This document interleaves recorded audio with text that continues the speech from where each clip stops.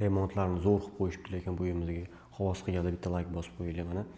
Yunusobod 14-kvartaldan 2 xona 3 xona qilingan uyimizga chiqyapti. Yevro remont, hali hech kim yashamagan remontdan keyin. Bu yog'imizda podyezddan kirishimiz bo'lyapti. Bu yoqda o'zi danfollari ham bor ekan. Bu yoqda mana stroyli mebellari ham qo'yib ketishgan. Bu yog'imizda birinchi xonamiz bo'lyapti. Mana xonasi ham katta, keng, chiroyli remont qilib qo'yishibdi. Mana ko'rsanglar bo'ladi. Remontlarni ham chap qo'limizda tualeti mana. Bu yog'imizda vannasi. Vannasini ham ko'rsanglar bo'ladi. Razdельный. Hop. Bu yoq to'g'rimizda 2 xona 3 xona qilingan. Oshxona o'rnini bitta kichkina xona qilib qo'yishgan ekan mana. Detskiy xona qilib qo'ysanglar ham bo'ladi.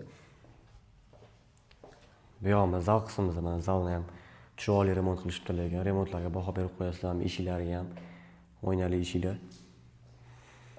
Uyimizdan 58 kvadrat. Hop, balkon 2 ga 6 mana. Balkonni ham ko'rsanglar bo'ladi. Oshxonani balkonga olib chiqishgan mana. Kerakli mebel, texnika hammasini qo'yib ketishgan. Mana ko'rsanglar bo'ladi. Hop, bu uyimizning narxini 85.500 so'rashyapti. Ozgina o't berilgan joy bo'ladi. Bemalol pastdagi nomerga telefon qilib aloqa qilib qo'yasizlar. Shunaqa 2 xona 3 xona qilingan uy qilib yurgan tanishlikka tashab qo'yinglar. Kimga yana shunaqa uylar kerak bo'lsa, ko'proq variantlarimizni Telegram kanalimizga tashlaymiz. Ko'plarini Instagramga qo'shib ulgurmaymiz. Telegram kanalimizga silka orqali o'tsanglar bo'ladi. Silka profilimizda bor.